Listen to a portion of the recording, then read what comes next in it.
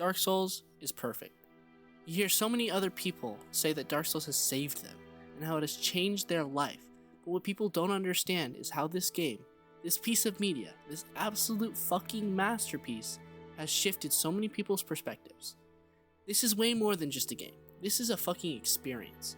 This is an experience designed to change how you take on challenges. This is why so many people have a hard time with this game, and why so many people give in. Now, I'm going to say something that is a little controversial.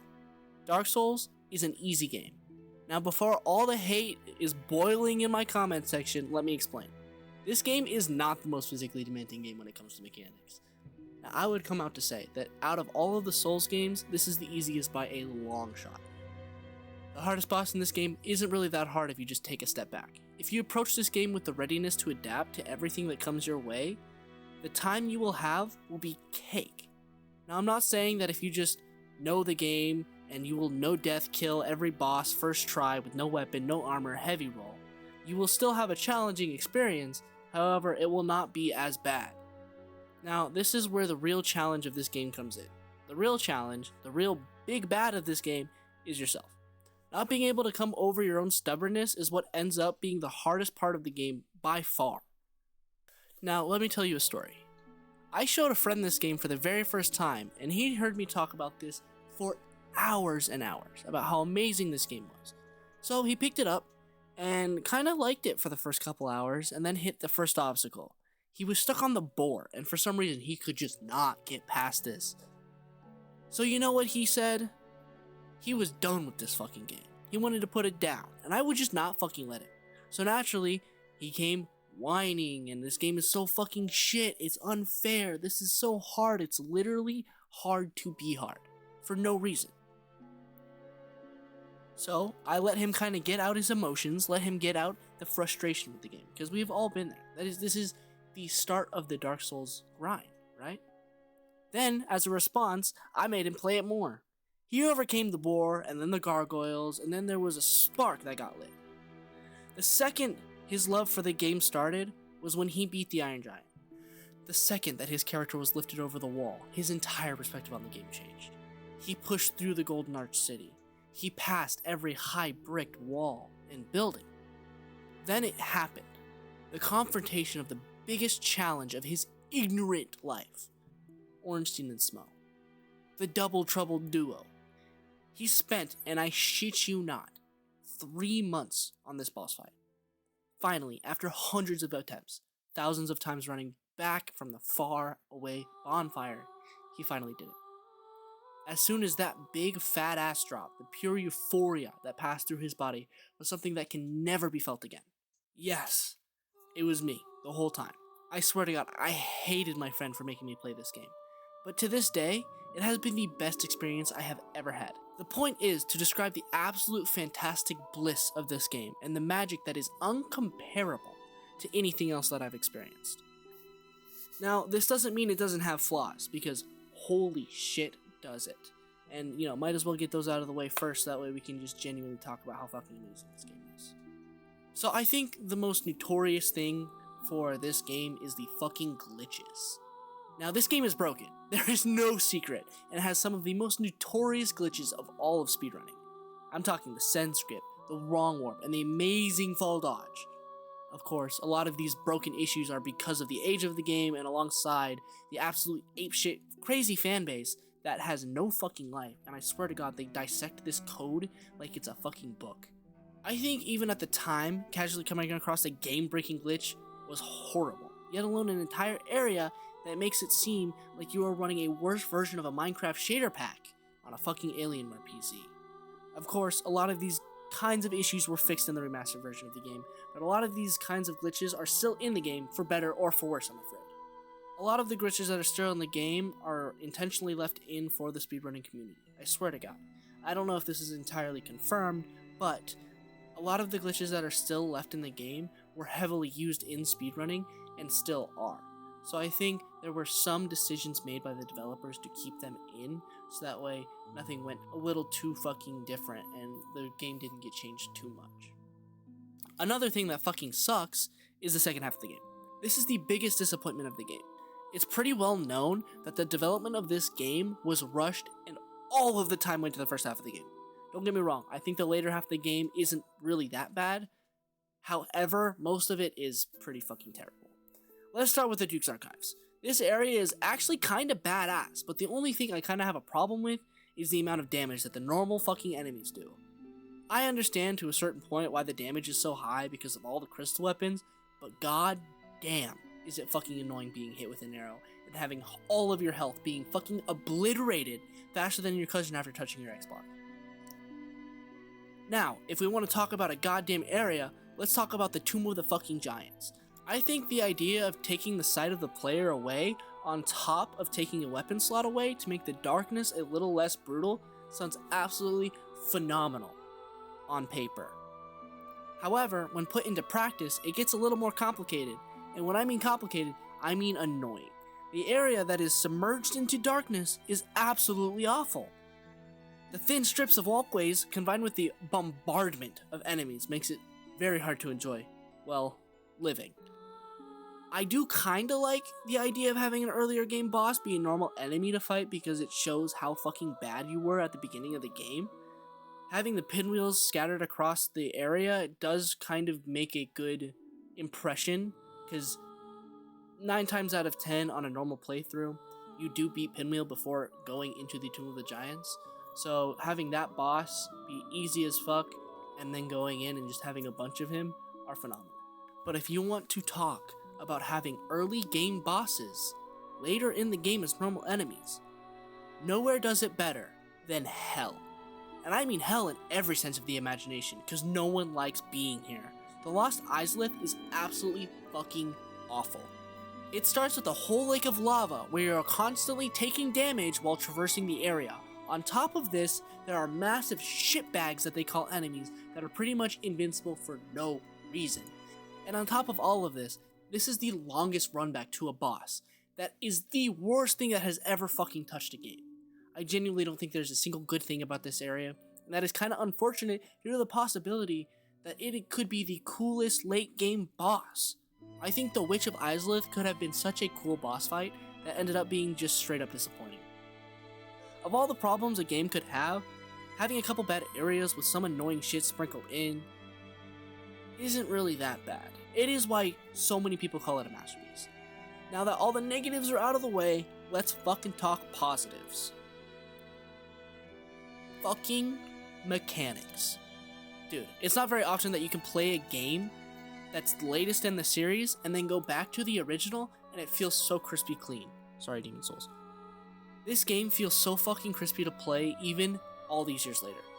Take the parry, for example. This has to be the most crispy mechanic in any video game, I swear to God. The skill for the parrying in the first Dark Souls game isn't all too tricky to learn, but the later game's lack of simplicity is also beneficial to this game. The reward for smacking that sword is the best sound design you can hear in a video game.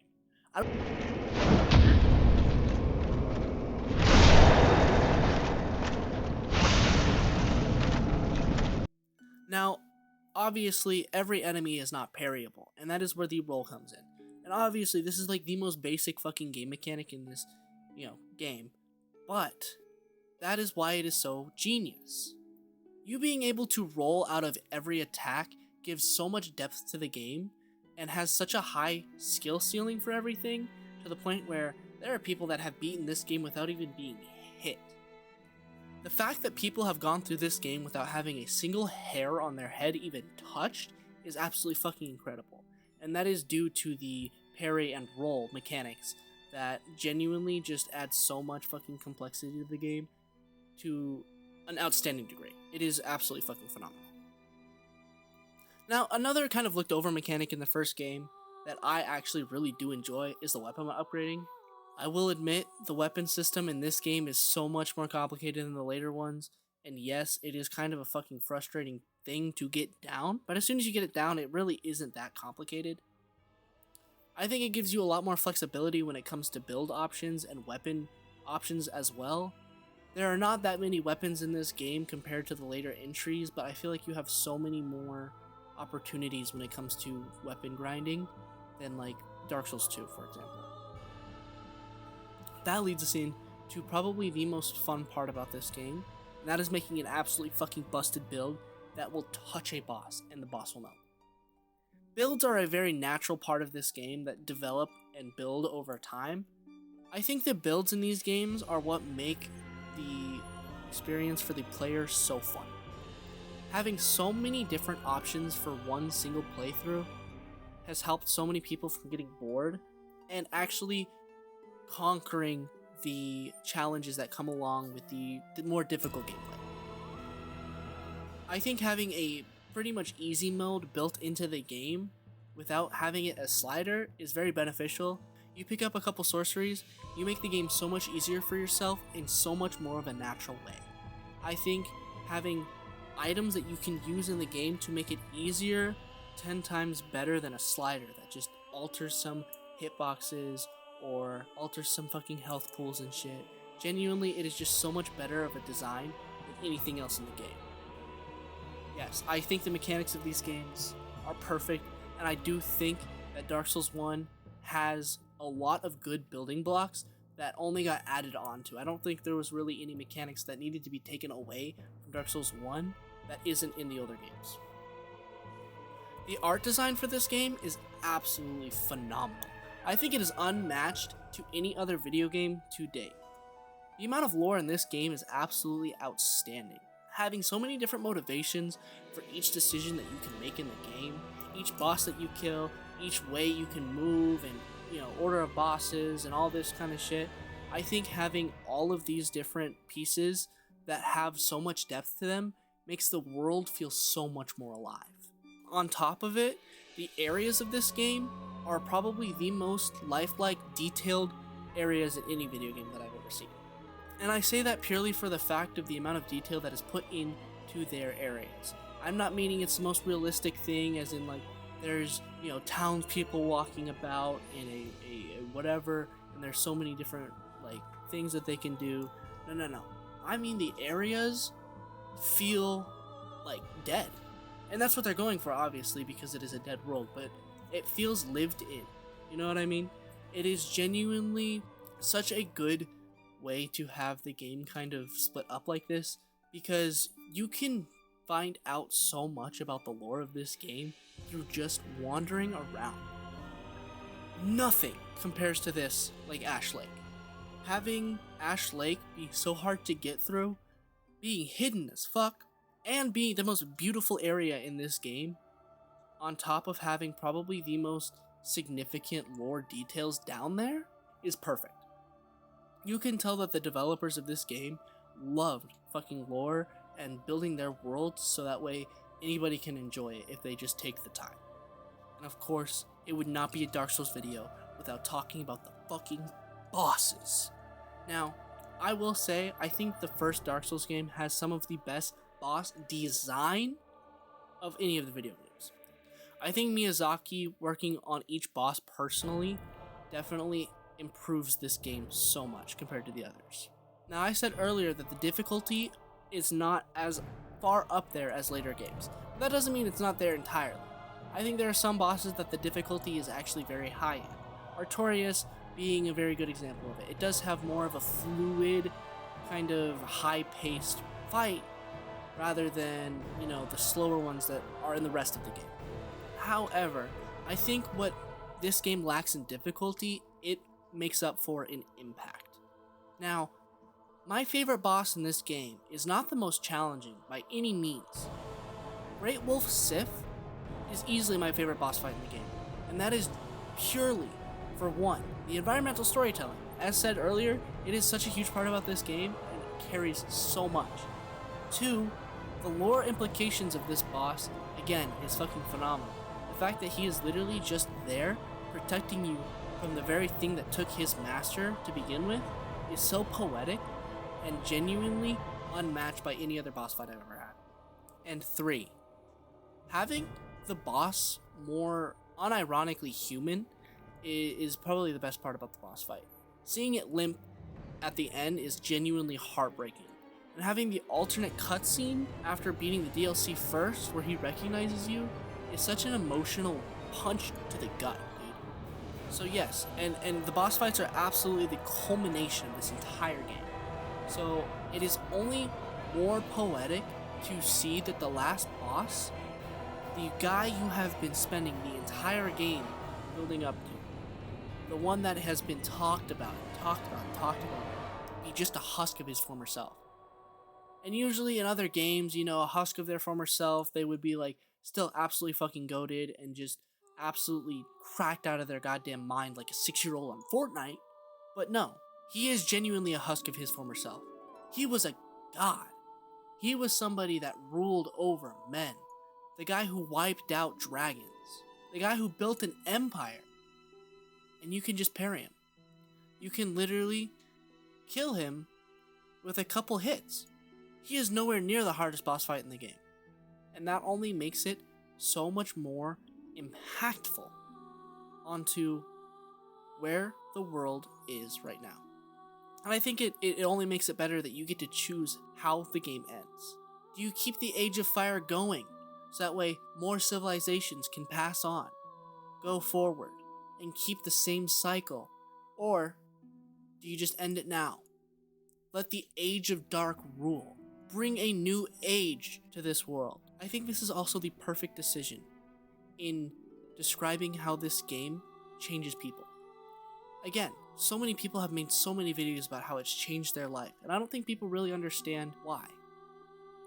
This game changes how you think about challenges. I wouldn't be here today, what I'm doing, without this game. This game has showed me that taking on challenges and failing will make the reward so much better. It showed me that adaptability and just perseverance will end up being so much better than just doing the same thing over and over again. So having the decision of letting the fire fade and starting a new era of your life, starting something new, starting something that will change everything, or just staying what you're used to, doing your day-to-day life over and over and over again and never challenging yourself, never changing your age. That right there sums up why Dark Souls changes so many people's lives. So just think about that. Dark Souls is an incredible game that I think everybody should play. I would recommend this game to literally everybody. So if you haven't played it, please, for the love of everything that is holy, play this game. It will change your outlook on life. I'm not even shitting you. I wish I was being over dramatic. So yes, do that.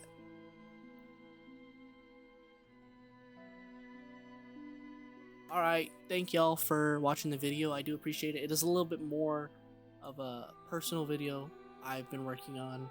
Again, we'll go back to like our normal copium stuff later, but it was kind of just more or less something I'm trying out. I'm seeing if this is something I'm going to start doing a little bit more. I have a couple other games, movies, whatever that I'm working on that are a lot more like this format. So if you like this format, please let me know in the comment section. Yeah, if you have anything, please, I will respond to all the comments down in the comment section. Like, I love hearing y'all's feedback. So yeah, I will see y'all in the next one. Bye.